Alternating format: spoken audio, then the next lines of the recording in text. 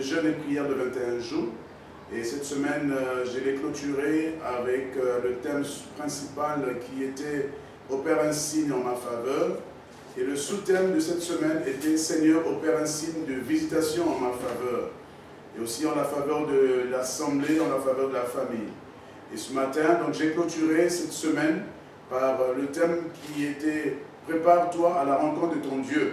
Et les textes de base étaient dans le livre de Amos, chapitre 4, verset 12. Et dans ce texte, dans ce message, j'ai parlé premièrement de ce qui empêche Dieu à nous visiter. C'est la visitation à avoir avec un lieu. Nous voyons que Jésus avait demandé aux disciples qu'ils devaient s'éloigner et se retrouver à Jérusalem, là où Dieu devait descendre les bénédictions. Le premier point, c'est la visitation à avoir avec un lieu.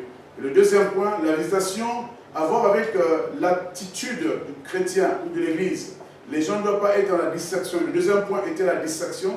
Que les gens ne soient pas distraits lorsque Dieu les visite. Et là j'ai pris un texte dans le livre de l'Évangile selon Luc, le chapitre 19, le verset 44, là où Jésus disait « Tu n'as pas connu le temps où tu as été visité ». Et généralement, lorsque nous sommes à l'église, nous n'avons toujours pas, ou encore les chrétiens n'ont toujours pas les pensées concentrées vers l'attente de la bénédiction de Dieu. Ils sont un peu divertis, ils sont un peu distraits. Et ça aussi, c'est un point qui fait que les gens n'ont pas la possibilité de pouvoir rencontrer le Seigneur.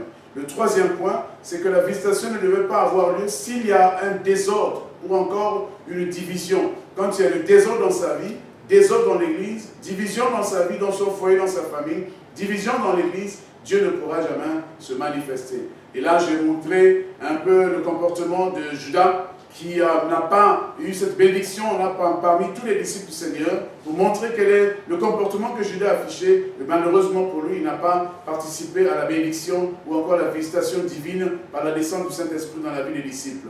Et là, donc, j'ai encouragé les chrétiens à être unis, à prier ensemble, à marcher, à célébrer Dieu et à être unis dans la prière et surtout à venir à l'église. Et c'est pour cela que je priais aussi, j'ai demandé aussi à ma prière à ce que l'année 2015 soit une année exceptionnelle pour les familles, pour l'église et aussi pour chacun de nous, afin que l'année 2015 soit une année de visitation permanente et glorieuse pour la gloire du Seigneur. Voilà en grosso modo le message, et j'ai clôturé avec bien sûr la bénédiction du peuple Israël, du peuple de Dieu, que Dieu soit béni à travers toutes les visitations que Dieu opérera dans l'église, dans leur maison, dans les divers lieux, que Dieu les soutienne et que Dieu les bénisse. Voilà le message. Que Dieu bénisse également ceux qui écoutent ce succinct ou encore ce petit résumé de ce message que j'ai passé aujourd'hui à l'église d'Aéroport.